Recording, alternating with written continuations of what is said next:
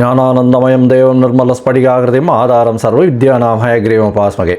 Astro TV நேயர்களுக்கு astro KS ஐயங்காரின் பணிவான நமஸ்காரங்கள். வாரப்பலன் 18/11/2024 24/11/2024 வரை உண்டான வாரத்திற்கு மேஷம் முதல் மீனம் வரை என்னென்ன பலன் அப்படின்றத பார்க்கலாம். முதல்ல இந்த வாரத்தினுடைய கோல்சாரம் என்ன, இந்த வாரத்தில் வரக்கூடிய விசேஷ நாட்கள் என்ன, அதற்கு பிறகு இந்த வாரத்தில் எந்தெந்த ராசிக்காரர்களுக்கு சந்திராஷ்டம் அப்படின்னு வருஷப்படுத்தி பார்க்கலாம். இந்த வாரத்தில் வரக்கூடிய கோல்சாரம் அப்படின்னு பார்த்தோம்னா காலபுருஷ தத்துவத்தின் 2வது ராசி, அதாவது ரிஷபத்தில் குரு வக்ரகதியில், கடகத்தில் செவ்வாய், கன்னியில் கேது, விருச்சிகத்தில் சூரியன் புதன், சுக்கிரன் தனுசுல, சனி கும்பத்தில், ராகு மீனத்தில். இந்த வாரத்தில் அதிவேகமாக செல்லக்கூடிய கிரகமான சந்திர பகவான் மிருகசீரிஷ நட்சத்திரம் 2ஆம் பாதம் ரிஷப ராசியிலிருந்து உத்தர நட்சத்திரம் 1ஆம் பாதம் சிம்ம ராசி வரலும் போகிறார். அதனால் இந்த வாரம் பார்த்தடையானால் ரிஷபத்திலிருந்து மிதுனம், கடகம், சிம்மம் இந்த 4 ராசிகளுக்கும் அவர் பிரவேசிக்கிறார். இந்த வாரத்தில் வரக்கூடிய விசேஷ நாட்கள் அப்படின்னு பார்த்தடையானால் இந்த வாரத்தில், அதாவது 18ஆம் தேதி இந்த வாரம் ஆரம்பிக்கிறது. 19ஆம் தேதி அன்னைக்கு சங்கடஹர சதுர்த்தி. சங்கடஹர சதுர்த்தி வளர்பிறையில் இருக்குது. அதாவது இந்த வாரத்தில் பார்த்தடையானால் தேய்பிறையில் வருது. அமாவாசைக்கு முன்னாடி வரக்கூடிய சதுர்த்தி. இப்போ தான் பௌர்ணமி முடிஞ்சது, தேய்பிறை சதுர்த்தி. அதனால் சங்கடஹர சதுர்த்தி எந்த ஒரு விஷயங்களை நீங்கள் நினைத்து உங்களுடைய கஷ்டம் குறைகளை சொன்னீர்கள்னாலும் அருகில் இருக்கக்கூடிய விநாயக பெருமாள் கோவிலுக்கு போய்ட்டு ஒரு 9 தரம் பிரதட்சணம் பண்ணிவிட்டு 9 தோப்புக்கரணம் போட்டு ஒரு தேங்காயை உடைச்சிட்டு வாங்கும். உங்களுடைய கஷ்டங்கள் எல்லாம் நீங்கக்கூடிய காலகட்டம்.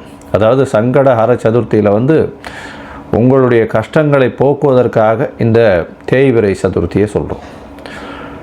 சரி, இந்த வாரத்தில் பார்த்தடையானால் வாஸ்து நாள் 23ஆம் தேதி அன்னைக்கு வாஸ்து நாள் வருது. அதாவது 23/11/2024 அன்னைக்கு வாஸ்து நாள்.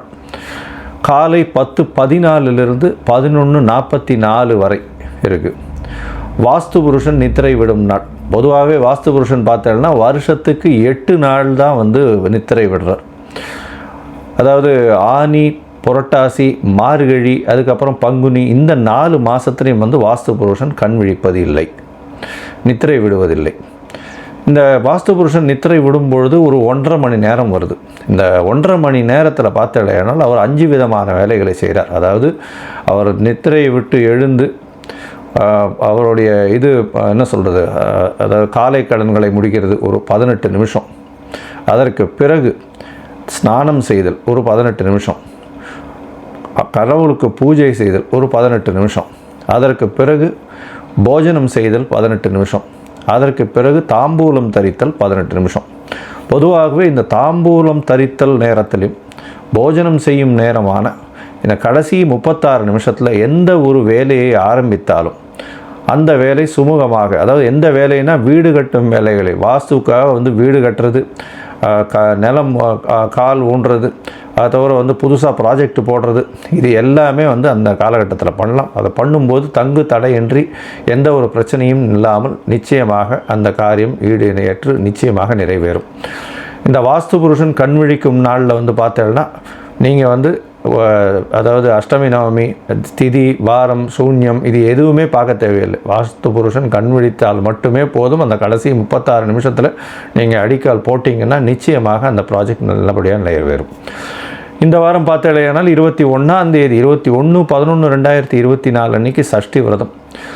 சஷ்டியில் விரதம் இருந்தால் அகப்பையில் வரும்னு சொல்லுவாங்க. குழந்தை பிராப்தி ஏற்படுவதற்காக அதாவது முருகப்பெருமானுக்கு சஷ்டியில் விரதம் இருக்கிறதும், எதிரிகளால் தொல்லை, பண கஷ்டம், இந்த மாதிரியான விஷயங்கள் இருக்கிறவாளுக்கு சஷ்டி விரதம் இருக்கிறதும் பெரிய விசேஷம். அதன் மூலியமாக அவர்களுக்கு நிச்சயமாக எல்லா விதமான ஏற்றங்களும் வரும். இந்த வாரத்தில் பார்த்தேனால் கால பைரவ அஷ்டமி, அதாவது 22ஆம் தேதி அன்றைக்கி பார்த்தோன்னா கால பைரவ அஷ்டமி. அதாவது காத்தாலும் சப்தமி இருக்குது, சாயந்தரம் அஷ்டமி வந்துடுறது. அதனால் கால பைரவர் அப்படின்றவர் இந்த சிவன் கோவில் சாயந்தரமாக இதுவெல்லாம் முடிச்சுட்டு கால பூஜைகள் எல்லாம் முடிச்சுட்டு அந்த கோவிலில் பூட்டும்போது அந்த சாவியை கொண்டு போய் பூட்டிட்டு அங்கே காலபைரவர்கிட்ட தான் ஒப்படைச்சிட்டு வருவாள். கால பைரவர் எல்லாத்தையும் கட்டி காப்பவர். சனி பகவானுக்கே அவர் குருநாதர்னு சொல்லக்கூடியவர். அதனால் சனி தொல்லை அதிகமாக இருந்ததே ஆனால் காலபைரவரை வணங்கி வர்றது ரொம்பவும் விசேஷம். அதன் மூலியமாக சனி பகவானுடைய பிரச்சனைகளிலிருந்து விடுபடக்கூடும் அப்படின்னு ஜோதிட சாஸ்திரம் சொல்கிறது. சரி, இந்த வாரத்தில் பார்த்தாலேயானால் எந்தெந்த ராசிக்காரர்களுக்கு சந்திராஷ்டமம் அப்படின்றத பார்ப்போம். இந்த வாரத்தில் ராசிக்காரர்களுக்கு சந்திராஷ்டமம் பார்த்தோம்னா துலா ராசிக்காரர்களுக்கு 18ஆம் தேதி காலை வரலும் இருக்குது. அதாவது துலாம், விருச்சிகம், தனுசு, மகரம் இந்த 4 ராசிக்காரர்களுக்கும் சந்திராஷ்டமம் இருக்குது. சந்திராஷ்டமம்னா உங்களுடைய பிறந்த ராசியில் அதிலிருந்து 8ஆம் இடத்துல சந்திர பகவான் மறைந்து இருக்கக்கூடிய காலகட்டத்தை சந்திராஷ்டமம்னு சொல்கிறோம். அதாவது கோச்சார சந்திரன் மறைந்து இருக்கக்கூடிய காலகட்டத்தில் சந்திராஷ்டமம்னு சொல்கிறோம். சந்திர பகவான்றவர் மதிகாரகன் மறைந்திருக்கக்கூடிய காலகட்டத்தில் சந்திராஷ்டமம் வருது. இதன் மூலியமாக தவறான முடிவுகள் எடுக்கக்கூடும். தேவையற்ற விதண்டாவாதத்தில் ஈடுபடக்கூடும். யாருக்காவது தேவையற்ற ஜாமீன் கையெழுத்தெல்லாம் போட்டால் பிரச்சனையில் போய் மாட்டுவீங்க. அதனால் எந்த முயற்சியும் வேண்டாம், புதிதாக முயற்சி வேண்டாம், வெளியூர் வெளிமாநில பிரயாணம் வேண்டாம்னு சொல்கிறோம். இதன் மூலியமாக சந்திரன் பண்ண வேண்டிய கட்டாயத்தில் இருந்ததுன்னா சந்திர பகவானுக்கு உண்டான எளிய பரிகாரம்னு சொல்லக்கூடிய அருகில் இருக்கக்கூடிய கோவிலில் உங்களால் முடிஞ்ச அளவுக்கு பசும்பால் வாங்கி கொடுத்துட்டு போகிறதன் மூலியமாக அபிஷேகத்துக்கு சந்திராஷ்டமத்தின் தாக்கம் குறையும். சரி, இந்த வாரம் அதாவது 18/11/2024 24/11/2024 வரை மேஷம் முதல் மீனம் வரை எப்படி இருக்குது அப்படின்றத பார்க்கலாம். அதற்கு முன்னாடி என்னுடைய மொபைல் நம்பர் ஸ்க்ராலிங்கில் வந்துட்டுருக்கோம். உங்களுக்கு அஸ்ட்ராலாஜிக்கல் கன்சல்ட் தேவைப்பட்டதே ஆனால் நீங்கள் என்னுடைய மொபைல் நம்பருக்கு கான்டாக்ட் பண்ணுங்க. உங்களுடைய பெயர், உங்களுடைய date of birth, time of birth, place of birth, உங்களுடைய தாய் தகப்பனார் பெயர் இதுவரை எனக்கு அனுப்புங்க. என்னுடைய கட்டணம் என்னென்னு சொல்கிறேன். அதற்கு பிறகு உங்களுடைய நீங்கள் கட்டணத்தை செலுத்திட்டு அதனுடைய யூடிஆர் நம்பர் ஷேர் பண்ணதுக்கப்புறம் உங்களுடைய ஜாதகத்தை போடுறேன். ஜாதகத்தில் சந்தி இருக்கான்றதை முக்கியமாக பார்க்கணும். ஏன்னா எனக்கு தெரிஞ்சு பாதி பேர் அதாவது 50 வயசு 55 வயசு வரலும் ரிஷப ராசின்னு சொல்லிட்டு இருப்பா. ஆனால் மிதுன ராசி மிருகசீரிஷ நட்சத்திரத்தில் இருப்பாள். அதே மாதிரி விசாக நட்சத்திரம்னு சொல்லுவாள். துலா ராசின்னு நினச்சின்னு இருப்பாள். அது விருச்சிக ராசியில் இருப்பாள். இந்த மாதிரியான உடைந்த நட்சத்திரங்கள், கால் நட்சத்திரம், முக்கால் நட்சத்திரம், மர நட்சத்திரம், இந்த மாதிரியான உடைந்த நட்சத்திரங்களில் இருக்கிறவாளுக்கெல்லாம் பெரிய பிரச்சனை. எந்த நட்சத்திரத்தில் பாதத்தில் இருக்கா, எந்த ராசியில் இருக்கான்னே தெரியாமல் இருக்குது. இதன் மூலியமாக அவர்கள் அதாவது பெருமாளுக்கு சங்கல்பம் பண்ணிக்கிறதுலேருந்து அர்ச்சனை பண்ணுறதுலேருந்து எல்லா விஷயத்துலேயுமே பிரச்சனைகள் இருக்குது. அதனால் இவளுக்கு நல்ல காலம் இந்த ராசியில் பிறந்திருக்கா, அதே மாதிரி லக்ன சந்தி இருந்ததுன்னா இந்த லக்னத்தில் பிறந்திருக்கான்னு நினச்சிட்டு இருப்பாள். ஆனால் அடுத்த லக்னமாக இருக்கும், லக்ன பாதங்களும் வேறுபட்டு போயிருக்கும்.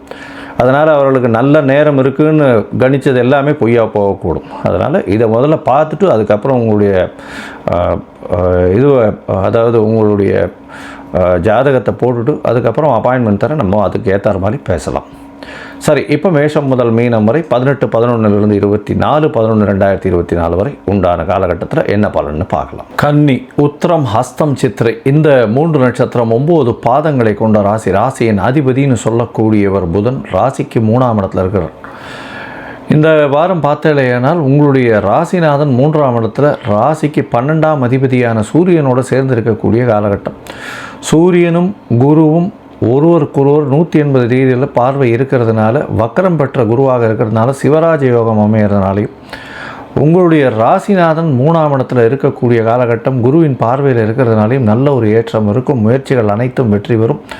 புதிய முயற்சிகள் உங்களுக்கு ஒரு பெரிய ஏற்றத்தை கொடுக்கக்கூடிய காலகட்டமாக அமைப்போகுது. இந்த வாரம் உங்களுடைய ராசிக்கு 4ஆம் இடத்துல சுக்கிர பகவான் கேந்திரத்தில் இருப்பது திக்பலம் பெற்றதற்கு பெரிய ஏற்றம் கிடைக்கக்கூடிய காலகட்டம். 4ஆம் இடத்துல சுக்கிரன் இருக்கிறது ஆட்சி பெற்ற சுக்கிரனாக கருதப்படுகிறது. அதனால் பண வரவிற்கு பஞ்சம் இருக்காது. திடீர் யோகங்கள் வரக்கூடிய வாய்ப்பு உண்டு. ஏன்னா உங்களுடைய ராசிக்கு 9ஆம் இடத்துல குரு பகவான் வக்கரமாக இருந்தாலும் பரிவர்த்தனை யோகத்தில் இருக்கிறதுனால திடீர் யோகங்கள் வரக்கூடிய வாய்ப்பும். இந்த பரிவர்த்தனை யோகத்தின் பேரில் உங்களுடைய ராசிக்கு 9ஆம் அதிபதி 9ஆம் இடத்துல ஆட்சி பெற்றிருக்கார். அதனால் லக்கு உங்களுக்கு ஃபேவர் பண்ணும். நீங்கள் நினைத்த காரியங்கள் நினைத்த இடத்தில் நினைத்த நேரத்தில் நடக்கக்கூடிய வாய்ப்புகள் நிச்சயமாக உண்டு. உங்களுடைய ராசிக்கு பார்த்தீர்களானால் 6ஆம் இடத்துல சனி பகவான். அதனால் எதிரிகள் அற்ற நிலை. எல்லா விதமான போட்டிகளிலும் வெற்றி பெறக்கூடிய காலகட்டம். எல்லா விஷயத்திலையும் உங்களுக்கு வெற்றி வாய்ப்புகள் அதிகமாக இருக்கக்கூடிய காலகட்டமாக அமையப்போகிறது. உங்களுடைய ராசிக்கு பார்த்தீர்களானால் சமசப்தமத்தில் ராகு பகவானும் ராசியிலேயே கேது பகவானும் இருக்கிறதுனால உடல்நிலையில் சற்று பின்னடைவு இருக்கக்கூடும். உங்களுடைய பார்ட்னர் அது வந்து உங்களுடைய இனத்தை சேர்ந்தவராக இல்லாமல் இருந்தால் நல்ல ஒரு ஏற்றத்தை கொடுக்கும். வேறு இனத்தினர், வேறு மொழியினர், இந்த மாதிரியான பார்ட்னர்ஸோடு இருக்கக்கூடிய வியாபாரங்களில் பெரிய ஏற்றம் இருக்கும். எதிர்பாலினத்தவர் மூலியமாக நல்ல ஒரு ஏற்றம் இருக்கும். நண்பர்கள் வேறு இனத்தவர், வேறு மதத்தினராக இருந்தால் நல்ல ஒரு ஏற்றம் கிடைக்கக்கூடிய காலகட்டமாக அமைப்போகிறது. ராசிக்கு 3 8ஆம் அதிபதி 11ஆம் இடத்துல நீச்சப்படுறது விசேஷம். அதனால் பார்த்தாலேயானால் 8ஆம் அதிபதி நீச்சப்பட்டுட்டாரு அப்படின்னு நினைக்க தேவையில்லை. உடல்நிலையில் பின்னடைவு இருந்தாலும் வெளிநாடு சற்று போகக்கூடிய வாய்ப்பும் திடீர் பணவரவும் வரக்கூடிய வாய்ப்பும் நிச்சயமாக உண்டு. மூத்த சகோதர சகோதரிகள் மூலியமாக நல்ல ஒரு ஏற்றமான செய்தி வரக்கூடிய காலகட்டமாக அமையும். உங்களுடைய ராசிக்கு பார்த்தாலேயானால் 11ஆம் அதிபதியான சந்திர பகவான் இந்த வாரம் 18/11/2024 24/11/2024 வரலும் உண்டான காலத்தில் 18ஆம் தேதி கார்த்தால ஒரு 8-8:30 மணி வரலும் இருக்கக்கூடிய காலகட்டம். அதாவது ராசிக்கு 9ஆம் இடத்துலேயே இருக்கார். இதன் மூலியமாக குரு சந்திர யோகம் அமைகிறது. கஜகேசரி யோகம்னு சொல்லக்கூடியது. நினைத்த விஷயங்கள் எல்லாமே நிச்சயமாக நடக்கும். தொழிலில் அபரிமிதமான ஏற்றம் இருக்கும். பணவரவிற்கு பஞ்சம் இருக்காது. திடீர் பிரயாணங்கள் இருக்கக்கூடிய வாய்ப்புகள் நிச்சயமாக உண்டு. மூத்த சகோதர சகோதரிகள் மூலியமாக நல்ல ஒரு ஏற்றம் கிடைக்கக்கூடிய காலகட்டம். உங்களுடைய ராசிக்கு 10ஆம் இடத்துல போய் சந்திர பகவான் போகிறார். சந்திர பகவான் 10ஆம் இடத்துல போகும்போது 18ஆம் தேதி கார்த்தாலிருந்து 20ஆம் தேதி மதியம் ஒரு 1:30 மணி வரலும் இருக்கக்கூடிய காலகட்டம். 10ஆம் இடத்துல சந்திர பகவான் இருக்கார். சுக்கிரனுடைய பார்வையில் இருக்கிறது பெரிய விசேஷம். இதன் மூலியமாக ஏற்கனவே அவர் பௌர்ணமியிலிருந்து பஞ்சமிக்குள்ளே இருக்கக்கூடிய காலகட்டம். அதை தவிர சுக்கிரனின் பார்வையில் இருக்கிறதுனால நல்ல ஒரு ஏற்றம் இருக்கும். அதாவது தொழிலில் பெரிய அபிவிருத்தி இருக்கும். லாபங்கள் சற்று கம்மியாக இருந்தாலும் செலவுகள் இல்லாத காலகட்டமாக அமைய போகிறது. தொழிலில் பார்த்தோம்னா நல்ல ஒரு ஏற்றம் இருக்கும். அதுவும் வந்து software engineer, hardware engineer, technical சைடில் இருக்கிறவங்க, கெமிக்கல் சைடில் இருக்கிறவங்க, அதை தவிர வந்து இந்த அலைக்கற்றைன்னு சொல்லக்கூடிய 2G 3G 4G இந்த மாதிரியான விஷயங்கள், கம்யூனிகேஷன் லெவல்ஸில் இருக்கிறவங்க, இந்த கீபோர்டு பிளேயர்ஸு, இன்ஸ்ட்ருமெண்டல் பிளேயர்ஸ், அதை தவிர வந்து இந்த ஆர்ட் டைரக்டர்ஸு, புத்தக வியாபாரம் பண்ணுறவங்க, நோட்டு பேப்பர் இந்த மாதிரியான விஷயங்கள், லைப்ரரியன்ஸு, இவாளுக்கெல்லாம் பெரிய ஏற்றம் கிடைக்கக்கூடிய காலகட்டமாக அமையிறது. ஆடிட்டர்ஸுக்கு நல்ல ஒரு ஏற்றம் இருக்கக்கூடிய காலகட்டம். இந்த வாரத்தில் உங்களுடைய ராசிக்கு 11ஆம் இடத்துல ஆட்சி பெற்ற சந்திரன் வரார். அதாவது 20ஆம் தேதி மாலையிலிருந்து 28ஆம் தேதி 20ஆம் தேதி மதியம் 1:30 மணிலேருந்து 22ஆம் தேதி இரவு ஒரு 8:30 மணி வரலும் இருக்கக்கூடிய காலகட்டம். 11ஆம் இடத்துல 11ஆம் அதிபதி ஆட்சி பெற்று போயிருக்கிறது பெரிய விசேஷம். இதனால் வந்து உங்களுடைய ராசிக்கு 3-8 அதிபதி 11ஆம் இடத்துல நீச்ச பங்கம் அடைகிறார். அதனால் ஷார்ட் ட்ரிப்பு வெளிநாடு போயிட்டு வரக்கூடிய வாய்ப்புகள் இந்த காலகட்டத்தில் நடக்கும். திடீர் லாபங்கள் வரக்கூடிய வாய்ப்புகள் நிச்சயமாக இருக்கும். கன்னியா ராசிக்காரர்களுக்கு புதிய வேலையே கிடைக்கும். இந்த காலகட்டத்தில் புதிய வேலையினால திடீர்னு ஒரு ஏற்றம் கிடைக்கும். உங்களுடைய ராசிக்கு 12ஆம் இடத்துல சந்திர பகவான் போகிறார். சந்திர பகவான் 12ஆம் இடத்துல போகும்போது சனி பகவானின் பார்வையில் இருக்கார். இதனால் புணர்ப்பு யோகம் அமையிறது. அதனால் தூக்கம் கிடக்கூடிய வாய்ப்புகள் நிச்சயமாக உண்டு. உடல் உழைப்பு கொஞ்சம் அதிகமாகும். எல்லா விதத்துலையும் பார்த்தோம்னா இந்த வாரம் நல்ல ஒரு ஏற்றமான வாரமாக இருக்குது. நீங்கள் அருகில் இருக்கக்கூடிய லக்ஷ்மி நரசிம்மரை போய் வணங்கிட்டு வாங்க. நரசிம்மர், யோக நரசிம்மர் இல்லைனா லக்ஷ்மி நரசிம்மரை போய் வணங்கிட்டு வாங்க. அதுவும் வந்து இந்த ஷோலிங்கர்னு சொல்லக்கூடிய ஷோலிங்கநல்லூரில் போயிட்டு யோக நரசிம்மரை வணங்கிட்டு வர்றதன் மூலியமாக அவருக்கு ஒரு துளசி மாலை போட்டு வர்றதுனால உங்களுடைய வாழ்வில் பெரிய மாற்றங்களும் ஏற்றங்களும் இந்த வாரத்தில் நிச்சயமாக வரும்.